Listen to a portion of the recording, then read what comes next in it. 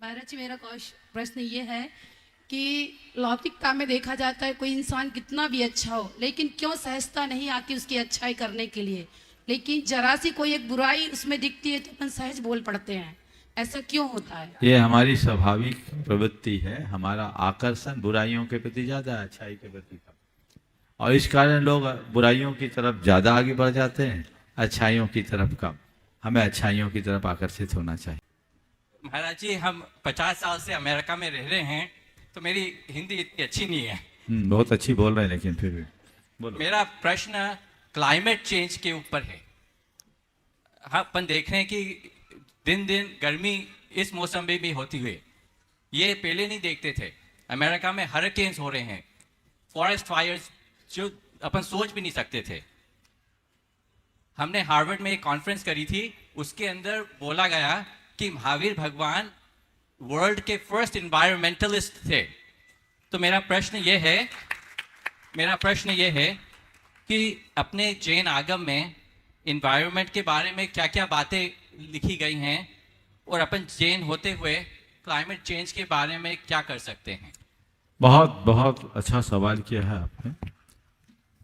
देखिए, अगर आज की ये समस्या है जलवायु परिवर्तन की, पर्यावरण और जलवायु परिवर्तन, ये एक बहुत बड़ी समस्या बनती जा रही है।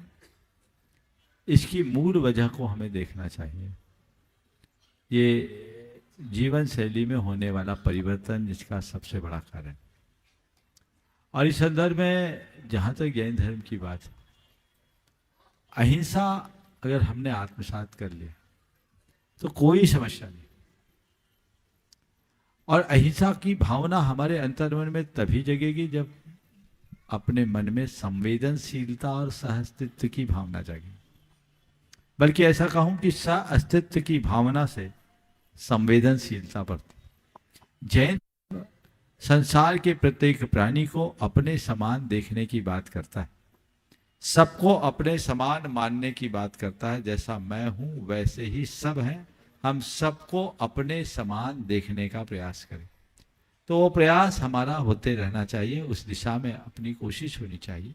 और जब हम आत्म सहअस्तित्व की भावना से भरते हैं, को एग्जिस्ट हम एक दूसरे को करते हैं, तो हमारे अंदर की सेंसिटिविटी बढ़ती है, हम संवेदनशील बनते हैं। और जब संवेदनशीलता अंदर आती है तो हम अपने ही तरह औरों के प्रति भी जागरूक बन जाते हैं। और जब ये जागरूकता आती है तभी अहिंसा पनपती है और तभी पर्यावरण सुधरता है। ऐसे व्यक्ति की जीवन शैली संतुलित हो जाती है और ऐसे ही लोग जियो और जीने दो के मूल मंत्र को आत्मसात कर पाते हैं। तो हम जियो और जीने दो के मंत्र को आत्मसात करें, ये पुरुषार्थ हमारा होना चाहिए। और इसके लिए और जैन धर्म में विशेषता बताई गई। जितने भी व्रत आदि बताए गए वो इसी तरीके से बताए गए कि हम अपनी दिनचर्या को इतना व्यवस्थित करें कि हमसे किसी भी प्राणी का विघात न हो, आवश्यकता के अनुरूप जीवन जिए। और एक बात और जैन धर्म में कही गई जो पर्यावरण के प्रति जागरूकता का एक बहुत बड़ा संदेश है, वह है अनर्थ दंड का त्याग। प्रयोजनहीन पाप की क्रियाओं को अनर्थ दंड कहा है, इसको त्यागो।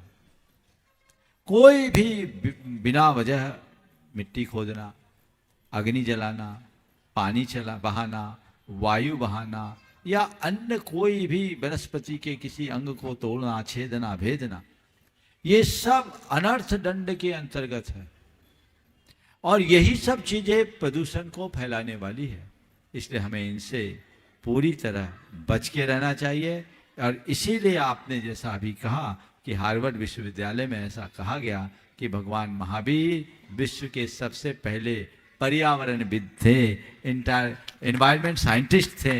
ये बिल्कुल कोई गलत बात नहीं है, क्योंकि भगवान महावीर ने जो संदेश दिया है उसमें ये बातें बहुत सही।